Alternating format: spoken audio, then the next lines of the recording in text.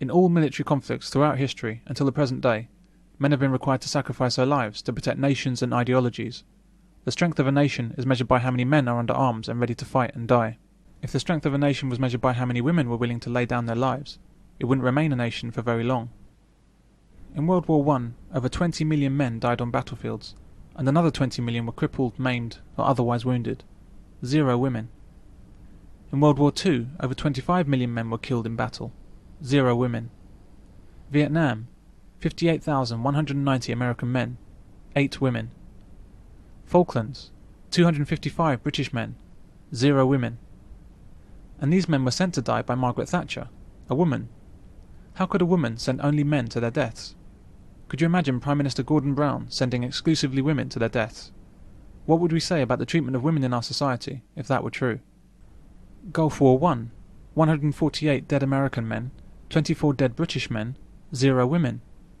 Iraq invasion, 3,810 American men killed, 91 women. When women die in war zones, it's rarely from enemy action. It's mostly from accidents and illness. When men die, it's overwhelmingly from direct violence. But when the media speaks of females at war in Iraq, they don't mention how strange it is that although women account for 15% of all military personnel in Iraq, they account for only 2% of the casualties.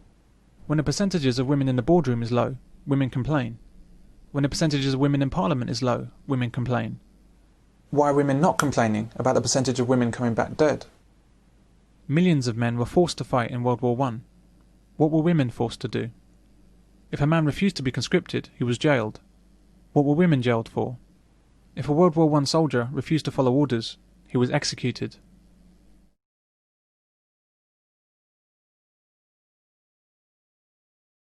What were women executed for? Yet women like to believe that the early 1900s was near the height of female oppression. Of the 20 million men that died on the battlefields of World War I, about 1 million British men were among them. Approximately 250,000 of the British men fighting on the Somme were 14 and 15 years old, too young for conscription, which was at 17. But these boys volunteered and were accepted by the draft sergeants, even though they knew the boys to be underage.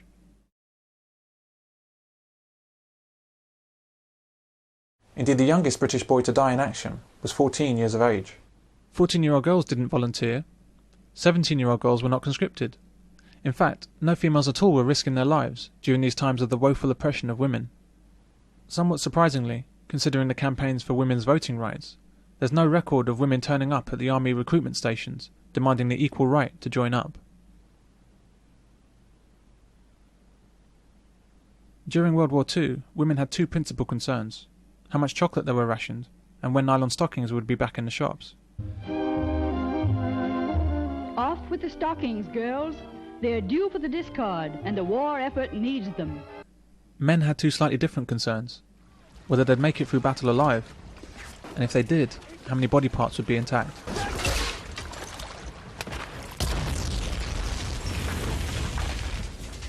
The same concerns hold true for fighting men today, but our media seems a lot more concerned with the female experience in Iraq. For example, apparently men are making life difficult for women with sexual harassment and worse.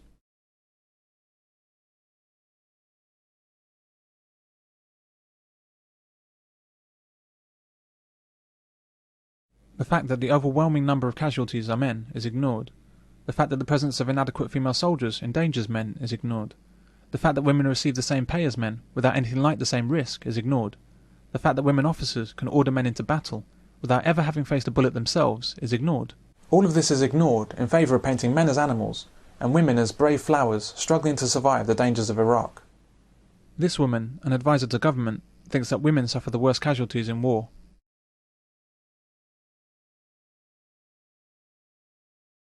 It's a sign of our times how women can claim absolutely anything about their supposed suffering, no matter how nonsensical, and never be called on it.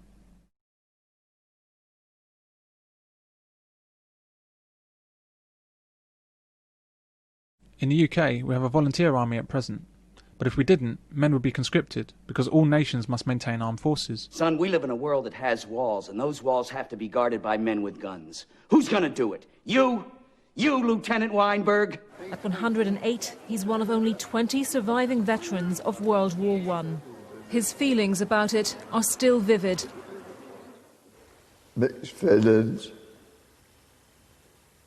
emotional, when you see so many men are given so much. As bad as war is, anybody that's been to war, they don't want it again, but if it comes to the speech, they would do it again, if it's necessary. So was he a gung-ho young man? Did he itch to go and fight a war and kill people and risk death? Yet he still says he'd do it again if necessary. What strength of character must you have? What nobility do you need to possess to consider doing something again that has the ability to make you cry 90 years after the event? Only men are like this.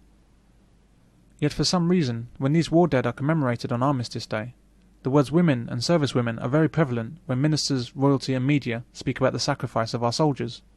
Each one representing a British or Commonwealth serviceman or woman. And I wear a poppy in memory of servicemen and women who've lost their lives. With memorials to 1,700,000 men and women of Britain and the Commonwealth. British and American servicemen and women to have laid down their lives. Meanwhile, the men that died are rarely referred to as men, but are instead soldiers, casualties, veterans and people.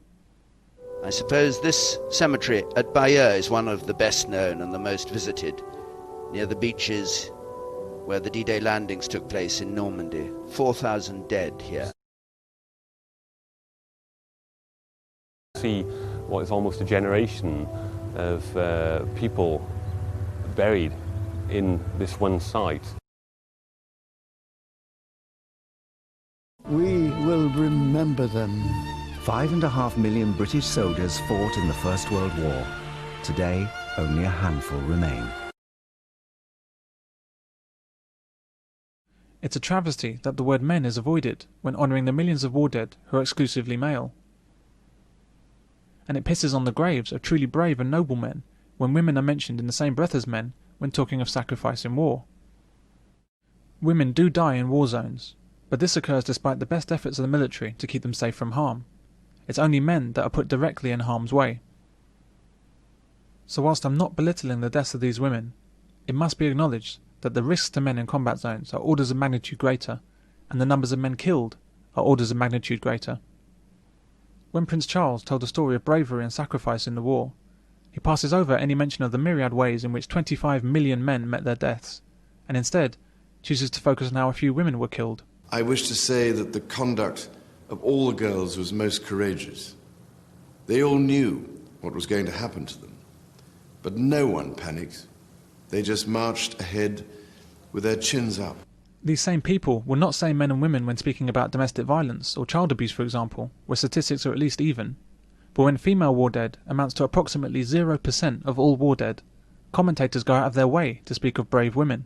Thousands of servicemen and women are still being sent to save the men and women who are out there fighting a war that is about capitalism. I dispute the mention of women in these broadcasts.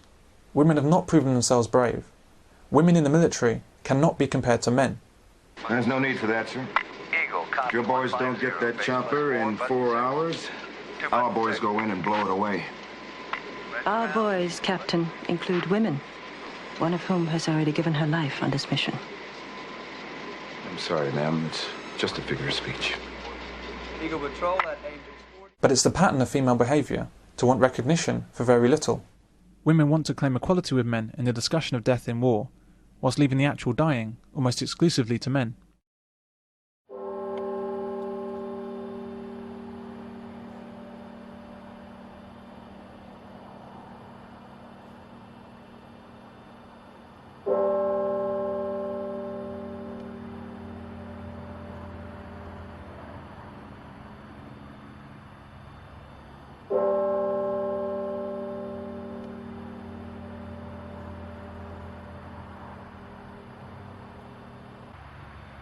This is the only Second World War cemetery here in England.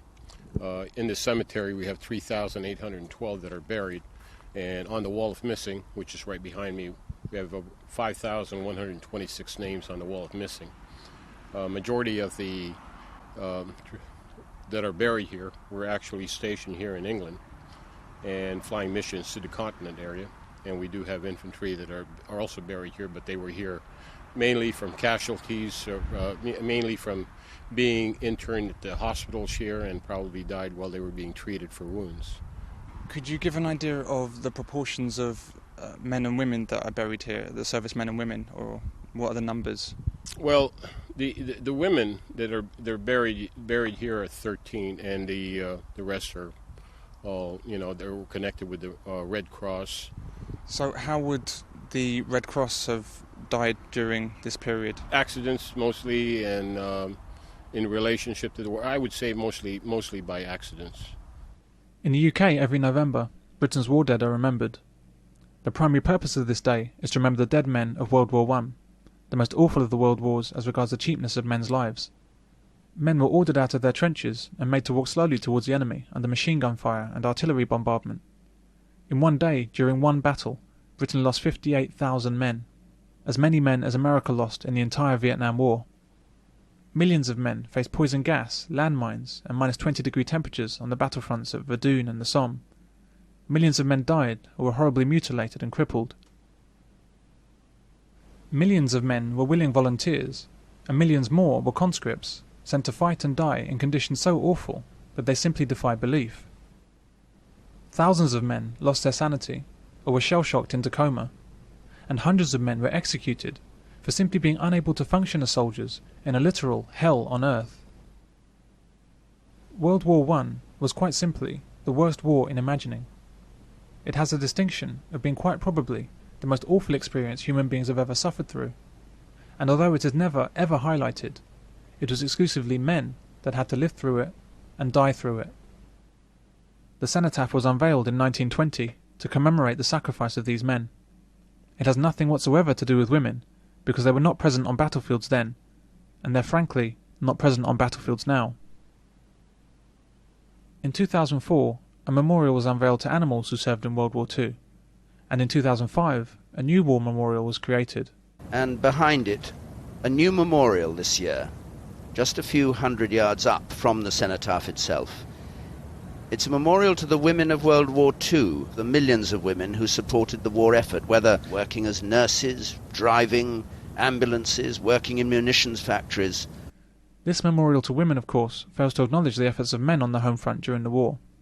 Men who were too old, too sick, or else injured from battle, or still recovering from the First World War. These men who were the driving force behind the industry and technology in Britain, supporting the men fighting in battle. From code breaking at Bletchley Park to tank shell production in Birmingham, men were still the main workhorses. Undoubtedly, women were fantastic on the home front during the war, but men were simply more so. In the light of men's contribution to the war effort, both at home and on the fronts, I don't know why these new statues exist. If we now have memorials to dogs, donkeys and women, what does a cenotaph mean? I think that what's happening is a deliberate attempt to belittle the enormous sacrifice of men in war. By unveiling statues for animals and women, and perhaps in future a statue to remember all of the windows that were broken during the war, male sacrifice is diluted, as if men, women and animals all sacrifice to the same degree. Well, with all due respect to women and animals, as much as you suffered and as much as you helped, it's men, and men alone, who deserve eternal recognition.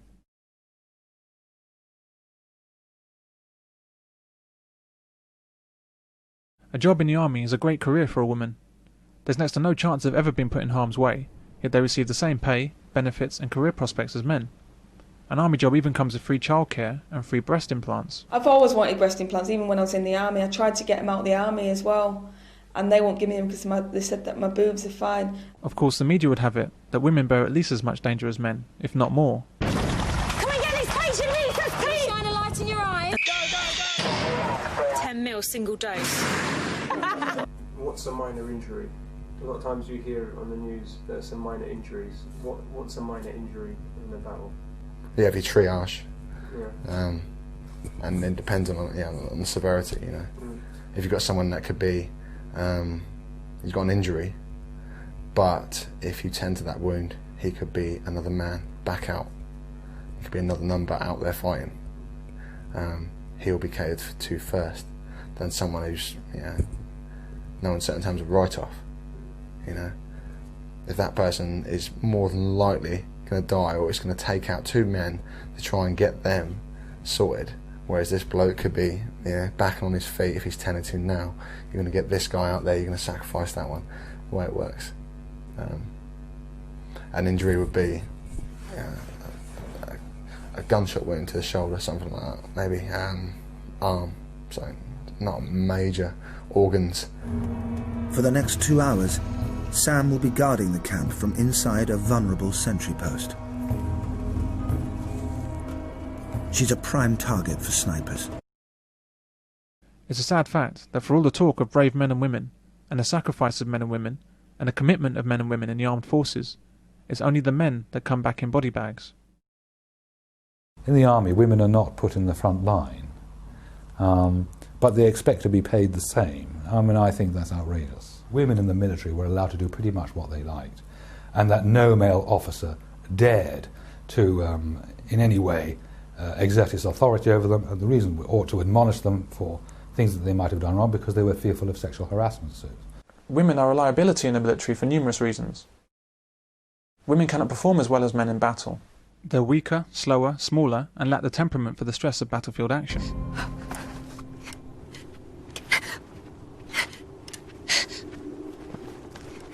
What's wrong? Come on, get up, let's go! Come on, we haven't got time for this! They can't carry sufficient equipment, they lack the endurance of men, and they're plain inferior as soldiers. An average 13-year-old boy is more physically suited to soldiering than even an above-average woman. Women are allowed into the military without reaching even broadly similar standards as men. For example, they're allowed to do push-ups on their knees. It's just the way it is, so they have to cater for that within the forces as well. Press-ups, they're not expected to do as many press-ups as us.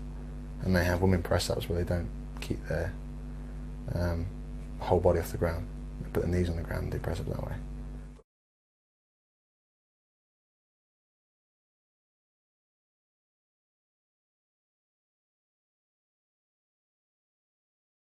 One in 5 guys that actually aspires to be a Marine won't actually get into the basic to do it, to actually get on the course to do it.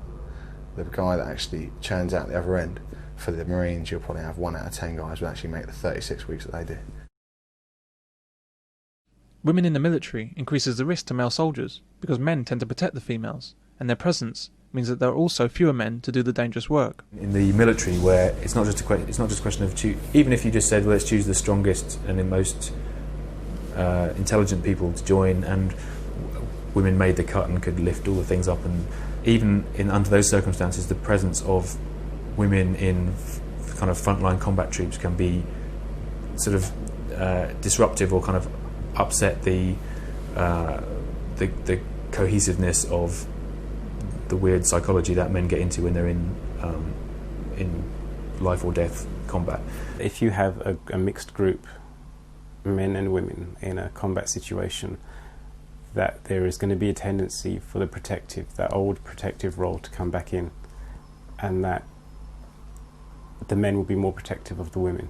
I mean, just kind of in an intuitive sense, instead of all of a sudden it moves from being this team against that team to being all these individuals versus these other individuals for the attentions of this woman, or you find that the soldiers in this unit are suddenly taking more risks on behalf of, they're sort of being more chivalrous, for example, they're taking more risks on behalf of one of the members of their squad than they would do for others. It detracts from them being sort of an efficient fighting machine. I certainly don't think the argument is well, just men are just saying it. I don't think men necessarily want to kind of keep life-threatening violence to themselves. I mean, women generally lack the ability to throw hand grenades far enough to avoid causing damage to their own forces. But instead of this precluding women from soldiering, the army built safety shields so that women could complete their training. The army did this for 2 reasons. 1, because of the enormous pressure to include women in the military, and 2, because it doesn't matter whether a woman can throw a grenade far enough or not. She'll never be in harm's way, so it's irrelevant if she can throw a grenade safely. A man who's smaller or weaker than average gets no quarter.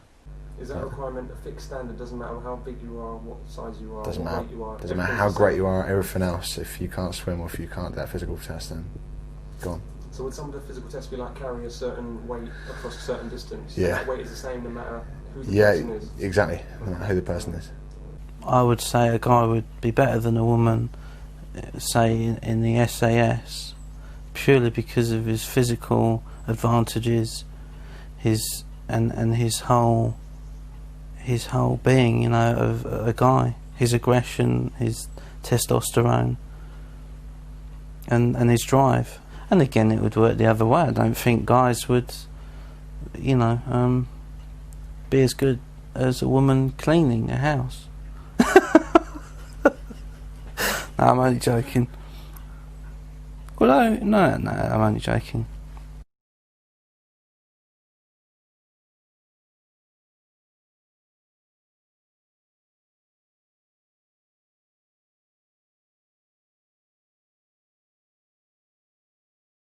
Women have numerous means at their disposal to prevent pregnancy, and so behaviour like this is equivalent to desertion and should be treated as such.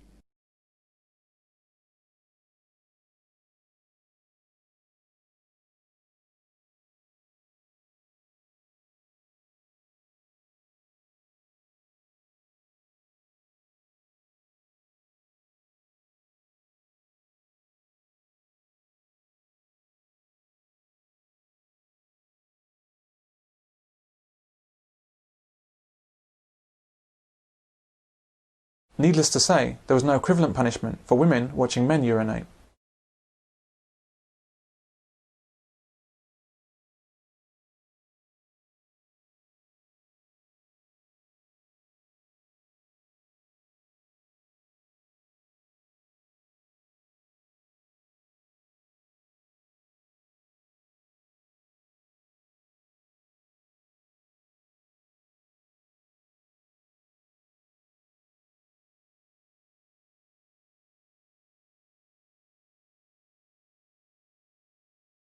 Women in reserve units that have children are supposed to have an immediate action plan to have their children cared for if they're called up for duty.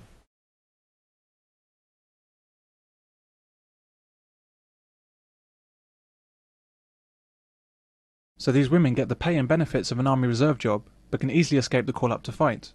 They can't be punished for the dereliction of duty as men would be, because to do so would be considered discrimination. So women have done very little indeed in comparison with men as regards sacrifice in war. But what women have done, however, I think can only be described as despicable. I thought it was going to be such fun too, we all did. Joining the local regiment and everything. It was great, I'll never forget it. It was the first time I ever felt really popular. Everyone was cheering, throwing flowers. Some girl even come up and kissed me. Women have sent men off to die with kisses and hugs for centuries.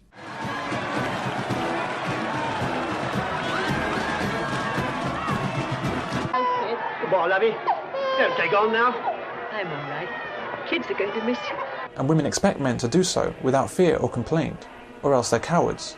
And since you are of draft age and a United States citizen and for some mysterious reason refuse to go back to your own country... There ain't nothing mysterious about my reasons. Like how you got so black on the outside when you're so yellow on the inside? In British history, to be given a white feather was to be accused of cowardice.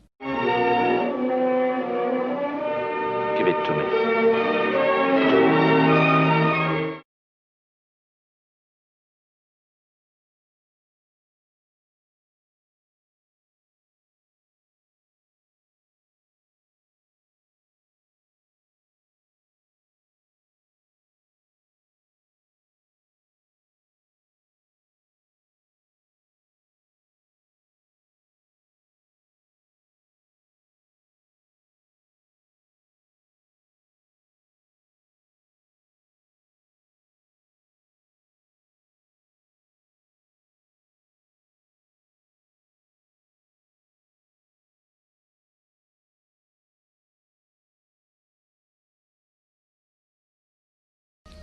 And you are a coward. For women to dare to ever accuse men of cowardice is both ridiculous and evil. Yet such an accusation is typical of women in our society, cosseted, protected and put on a pedestal. Women have no clue of what it is to be a man with its attendant pressures and obligations. The reality is that under our common definitions of cowardice, running away at the first sign of danger, requiring others to put their lives at risk to save yours, screaming and begging for mercy, heading for the lifeboats first, not signing up for war, then the world's greatest cowards are women.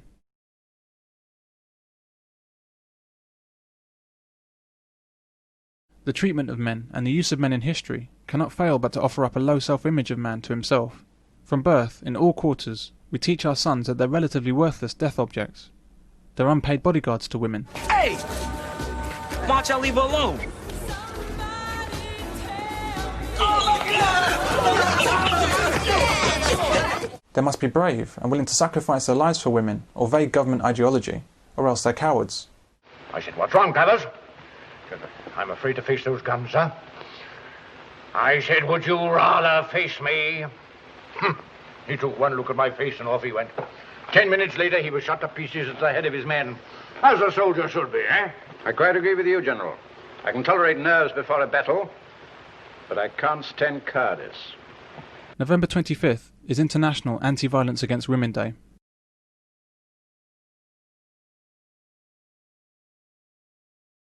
But the greatest human rights scandal of our times is not the abuse of women in whatever form it may take.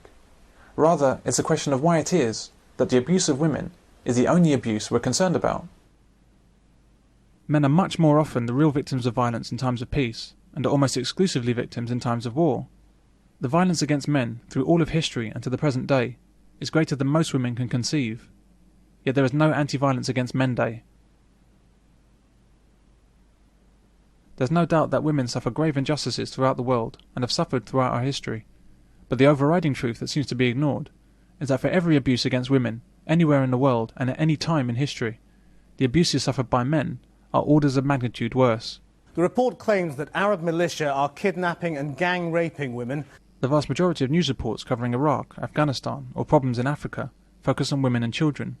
Men are pointedly ignored, except as objects of blame. This tragedy is man-made.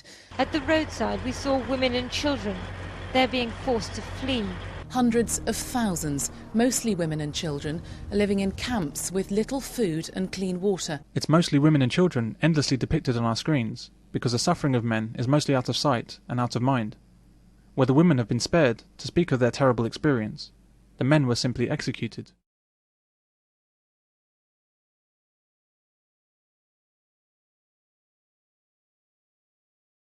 One hateful idea I've come across from women is that men start wars, and so men deserve to die in them. As if conflict only exists because of the nature of men. But men do not like war, and nor do they seek it. And my existence, while grotesque and incomprehensible to you, saves lives. You don't want the truth because deep down in places you don't talk about at parties, you want me on that wall. You need me on that wall. So you'd say you did not join up to shoot people? No.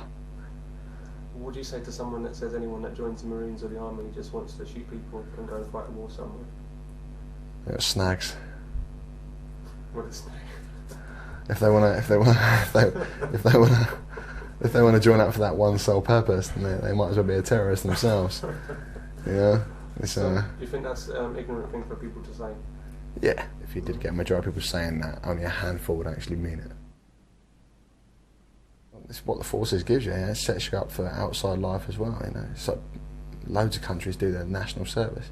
They do 2 years, and they'll take people that are down and out, so I've got no ambition or drive in their life. They have nowhere to go. They don't know what they're doing. But they'll take them to a 2-year military training. They do their 2 years, and then bang, they come out the other end, and they're more disciplined. They know what they're capable of doing. They know the limits. And they come out better men at the end of it. People join up to want to serve their country. People join up because it offers a load of careers, You get to travel a hell of a lot. There's a range of ways, of means of joining up, and then you've got the rough for the smooth. If you go to war, you go to war. You don't wish on it. You might wish for a bit of action if you're in a boring job. But then when you're actually in a war scenario, the last place you want to be is there. Blaming men for the very existence of violence, as women are happy to do, once again shows how worthless the lives of men are viewed, and the privileged position of women in our society. And women are the most excessive consumers on the planet. From clothing to makeup, from shoes to jewellery, from 4x4 cars to beauty parlours, women are voracious consumers of the world's luxuries and resources. And most wars are fought over natural resources. Yet women have never had to do the fighting for survival, or fight for the meal on their table, or the roofs over their heads. They've left men to do that dirty work, and then seek to blame men for doing it. I have neither the time nor the inclination to explain myself to a man who rises and sleeps under the blanket of the very freedom that I provide, and then questions the manner in which I provide it. I would rather you just said thank you and went on your way. Otherwise, I suggest you pick up a weapon and stand a post. Women have consistently claimed that conflict arises out of the nature of men, and this despicable idea is meant to shame and belittle the sacrifices that men continually make for family, community and country. But women are very well aware that this isn't true, and that men have done what's necessary because, as in all things, men are the best equipped to do so, not because men seek conflict. At the end of the day, I think women, if they were trying to get a certain outcome, would be left with the same choices as men. It is in human nature to compete. If there is a prize, people will compete for it. When we examine the high prevalence of black-on-black violence, we ask, what is it about their situation that causes this? We don't dare to say, well, it's just blacks killing blacks, so they deserve it. Why are men not extended the same understanding? As from Friday, I don't call them gunmen no more. They're terrorists, and they should be treated accordingly as terrorists. Females and mothers and babies and children being shot is terrorism. Then presumably she thinks that fathers and other men being shot is not a problem. Why don't men ever qualify for protection? There are several wars that are fought over the diamond trade. But how many men do you know that give a fuck about diamonds? Except when it's time to buy one for a woman. I will feel it low just thinking. Whatever you choose, you'll get it so right. Women make themselves feel better about the blood on their hands by telling themselves that diamonds are good if they're not conflict diamonds. Diamonds are a girl's best friend. Diamonds are mined by people in Africa who are practically slaves. Absolutely beautiful, Laurie. Scott, it's beautiful. It's blood-free, too. It costs extra, but Scotty wanted to be assured that no Africans lost any limbs for this. Who do you think buys the stones that I bring out? Dreamy American girls who all want a storybook wedding and a big shiny rock. The selfishness, greed and vanity of women is the prime cause of the deaths of these men. Unfortunately, men cater to this female flaw in the hope that women will love them for it.